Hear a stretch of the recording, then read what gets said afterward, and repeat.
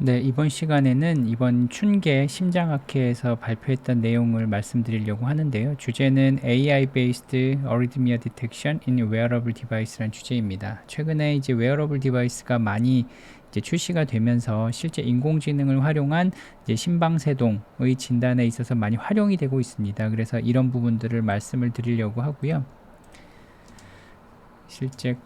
실제 심전도를 보시면 이렇게 이제 이레귤러한 리듬의 이제 심방세동이 임상적으로 많이 진단이 되고 있습니다. 그래서 유병률을 보시면 기존에 잘 알고 있는 것처럼 이제 60세 이상이 되면 유병률이 급격하게 증가를 하고요.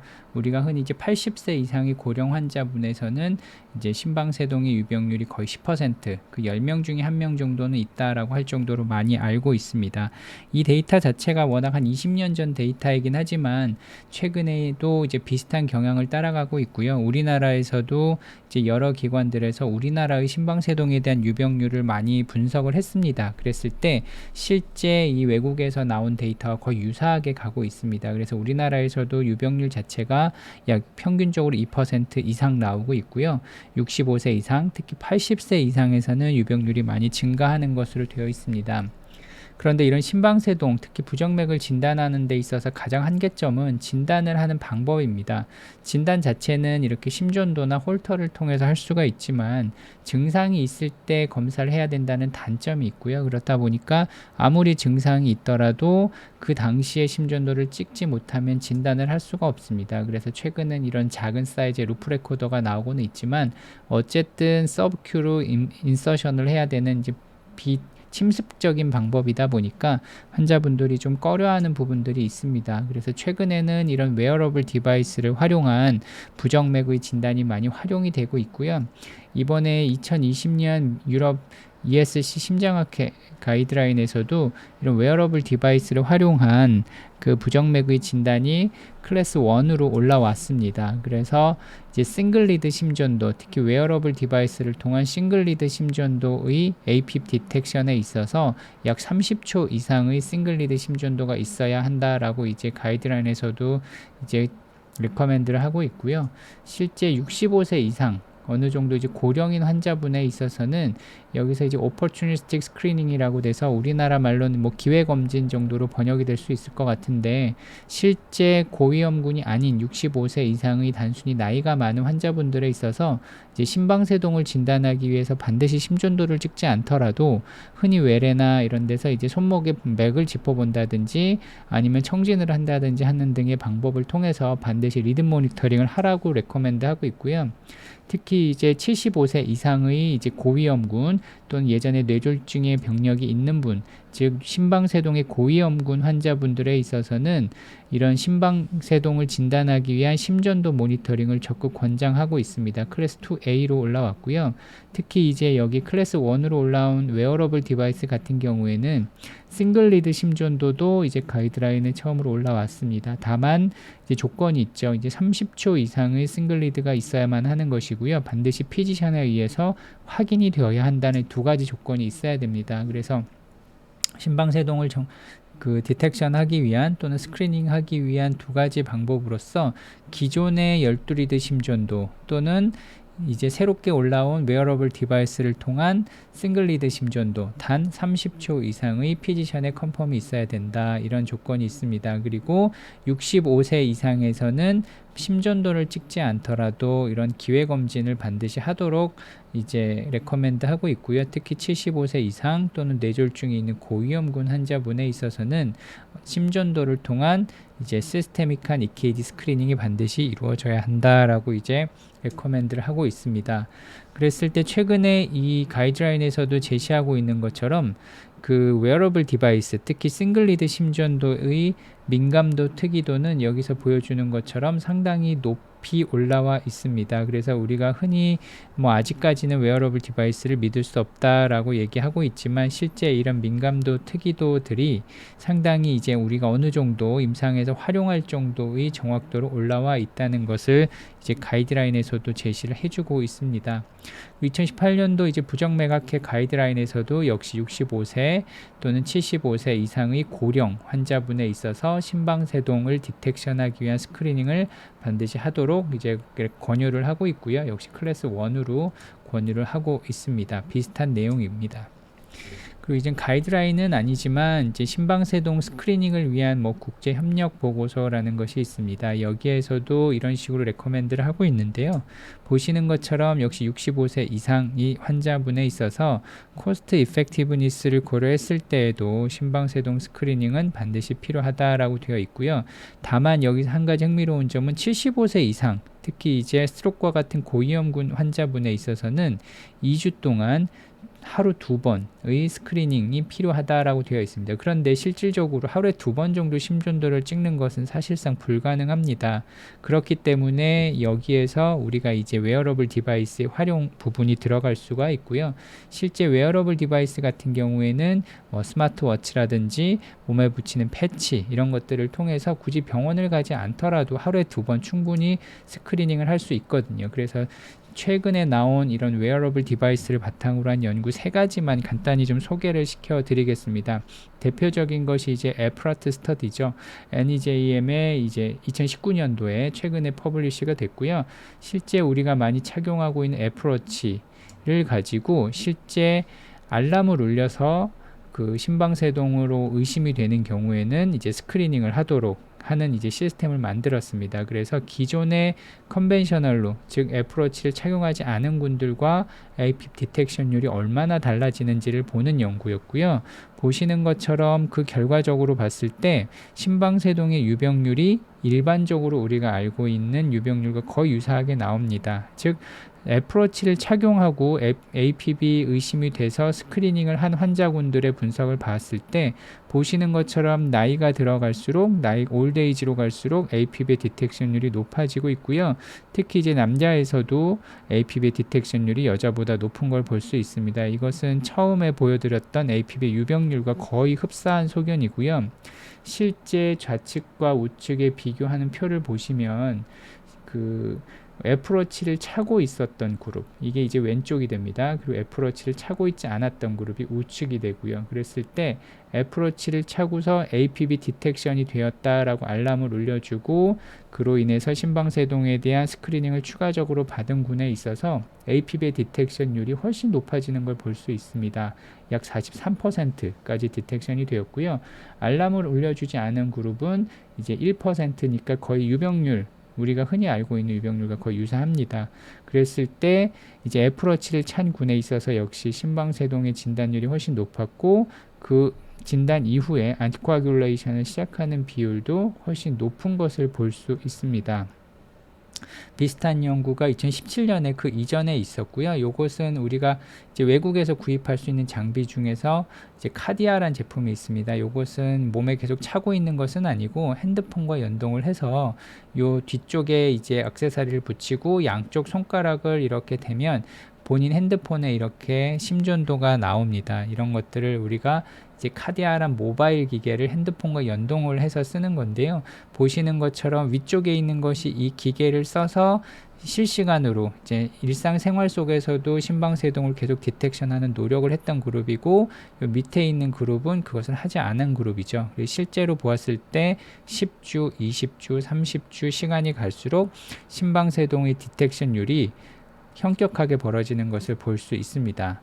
그리고 요건 이제 패치형의 웨어러블 디바이스죠. 요것도 이제 자마 2018년도에 보고가 된 결과물인데요. 보시는 것처럼 방수가 됩니다. 요것은 왼쪽 가슴 쪽에다 이렇게 패치를 붙이고 뭐 하루 이틀 이상 그 샤워를 해도 방수가 되기 때문에 이렇게 붙이고 이제 심방세동의 디텍션율을 보았습니다. 그랬을 때 실제 요 그래프를 보시는 것처럼 요 패치를 붙였을 때 심방세동의 진단율이 이 그래프에서 보시는 것처럼 현격하게 증가하는 것을 볼 수 있습니다. 그리고 가장 밑에 있는 것이 이 패치를 좀 늦게 딜레이드하게 좀 늦게 붙인 그룹이 되는 것인데요. 보시는 것처럼 이 패치를 좀 일찍 붙인 그룹이 초기에 심방세동의 진단율이 확 벌어지는 것을 볼 수 있습니다. 그리고 그로 인해서 안티코아귤레이션을 처방하게 되는 비율도 100명당 5.7명으로 기존의 이제 옵저베이셔널 그룹 100명당 3.7명에 비해서 거의 2배 이상 높아지는 것을 볼 수가 있죠. 그래서 이런 어떤 형태가 되었든 패치형이 되었든 핸드폰과 연동을 해서 수시로 체크를 하는 거든 또는 워치 형태로 몸에다가 이제 손목시계처럼 계속 부착을 하고 있든 간에 상관없이 심방세동의 진단율이 기존의 전통적인 고식적인 심전도 12리드 심전도보다 훨씬 높았다라고 보고를 하고 있고요. 그래서 저희 기관에서도 이런 랜덤 스터디를 진행을 하고 있습니다. 그래서 어큐트 스트로크가 발생한 환자분들을 대상으로 3개의 군으로 나눴습니다. 그래서 한 군은 기존에 이제 24시간 홀터만을 이제 고식적으로 이제 적용을 해서 심방세동을 진단을 하는 그룹이고요. 2개는 이제 하나는 패치 그룹, 하나는 아까 처음에 보여드린 카디아처럼 핸드폰과 연동을 해서 하루에 2번 정도 수시로 AFib 디텍션을 하는 거죠. 이렇게 했을 때 어떤 그룹에서 심방세동의 진단율이 가장 높은지를 디텍션 하는 겁니다. 그랬을 때 지금 저희가 이제 목동과 서울병원 두 병원에서 이제 국책 연구를 바탕으로 현재 이 스터디 연구를 진행을 하고 있고요. 그 외에 이제 여러 개의 대학병원들이 이제 등록을 해주고 계셔가지고 현재는 저희 2기관 말고도 약 7개 전체 우리나라 대학병원들이 본 연구에 참여를 하고 있습니다. 그래서 약 2년 정도 동안 600명 환자를 대상 예정이고요. 그래서 컨트롤 그룹에 비해서 웨어러블 디바이스, 패치형과 이제 스마트폰 연동을 해서 심방세동을 진단하는 두 그룹 사이에 과연 어떤 그룹에서 가장 이제 우월한 효과를 보이는지를 보는 것이 첫 번째 목적입니다. 그리고 2번째 목적은 이제 심방세동이 진단이 되면 안티코아귤레이션 처방을 하게 되는데 그 이후에 이제 모탈리티라든지 리커런트 스트로크의 발생률을 얼마나 또 줄일 수 있는지까지 보는 것이 세컨더리 아웃컴으로 되어 있습니다. 결과는 나오는 대로 저희가 다시 보고 드리도록 하겠습니다. 그래서 현재는 이처럼 이제 다양한 형태의 웨어러블 디바이스가 출시가 되어 있습니다. 대표적인 게 이제 워치 형태의 웨어러블 디바이스가 있고요. 또 하나는 이렇게 반지 형태도 있습니다.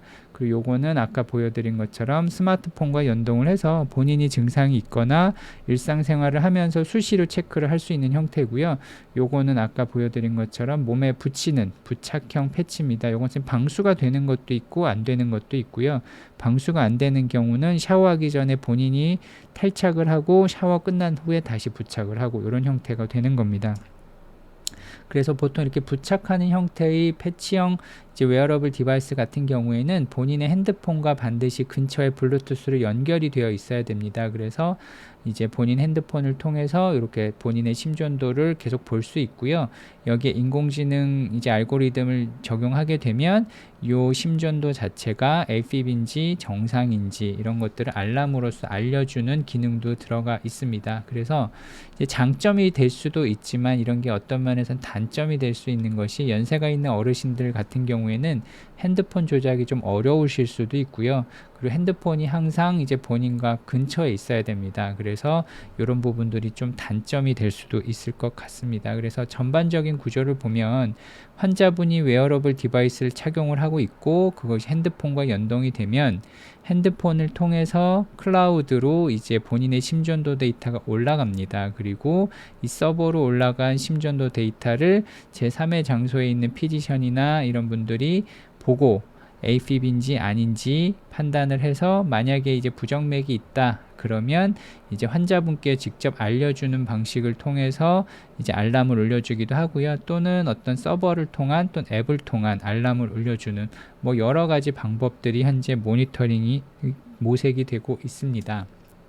그리고 저희가 이제 분석하고 있는 연구 중에 하나가 실제 심방세동이 있더라도 이제 발작성 심방세동, 특히 이제 파록시마 AFib 같은 경우에는 노멀 사이너스 리듬이다 하더라도 시리얼하게 찍었을 때 어느 순간 심방세동이 또 나올 수가 있습니다. 그래서 이것을 시리얼한 분석 자체가 중요하기 때문에 이런 것에 관심을 가지게 되었고요. 이제 재작년 말쯤에 이제 란셋에서 이와 같은 연구가 진행이 됐습니다. 그래서 파록시마 AFib인 환자분들 같은 경우에 이제 여기 빨간색 마킹이 된 부분이 이제 AFib이 발생이 된 시점입니다. 이 시점을 중심으로 약 한 달 이내의 심전도는 이제 이제 노멀 사이너스 리듬이겠죠. 그런데 이때 노멀 사이너스 리듬이다 하더라도 이제 정상적으로 APB 없는 이런 파란색 마킹이 된 시점에서 찍은 노멀 사이너스 리듬과 분명히 차이가 있다라고 하는 가설을 세웠고요.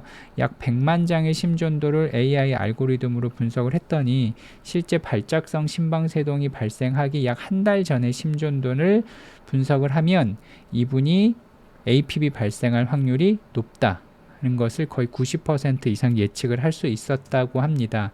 그래서 전반적인 데이터가 약 100만 명, 환자는 약 20만 명을 가지고 분석을 했고요. 실제 보시는 것처럼 이렇게 파란색으로 된 부분이 이제 한 달 이전에 아주 먼 시점에서 찍은 심전도를 가지고도 이분이 발작성 심방세동이 있는지 여부를 거의 87% 정도 예측을 했다라고 하고요. 붉은색으로 표시된 부분, 요거는 이제 한 달, 즉 발작성 심방세동이 발생하기 약 한 달 전의 심전도를 가지고는 거의 90% 이상 예측이 이루어졌다고 합니다. 그래서 저희 기관과 인하대 병원 이제 공동으로 저희가 연구를 하고 있고요. 저희 여러 가지 회사, AI를 하는 회사들과 저희 협력을 통해서 지금 저희가 이런 알고리즘을 좀 만들어 보고 있습니다. 그 중에 하나가 이제 사례를 한 명을 좀 보여드리겠는데요. 62세 여자분이셨고 건강검진에서 이제 두근거린다라고 심전도를 찍었는데 보시는 것처럼 정상 심전도입니다. 정상 심전도이지만 이제 AI 알고리즘을 돌리면 역시 파록시마 APB 있을 가능성이 62% 그렇게 높지 않았습니다. 그런데 실제 이 환자분이 응급실에 심방세동이 있어서 오셨고요.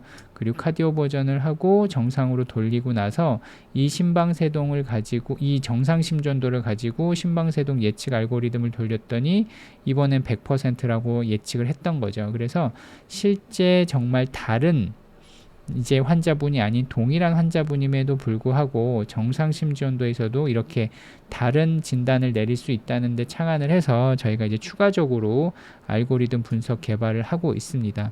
그래서 마지막 슬라이드입니다.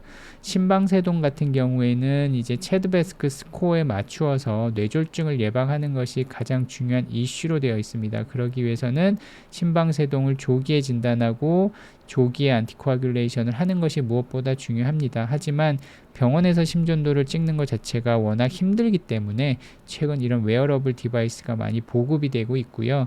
가이드라인에서도 이제 이것들을 어느 정도 인정을 하고 있는 분위기입니다. 그리고 앞서 소개드린 이 세 가지의 대표적인 연구들이 이미 유수한 논문에 발표가 된 만큼 우리나라에서도 이런 싱글리드 심전도 웨어러블 디바이스를 통한 AI 알고리즘의 개발이 무엇보다도 절실하다고 할 수 있겠습니다. 예, 경청해 주셔서 감사합니다.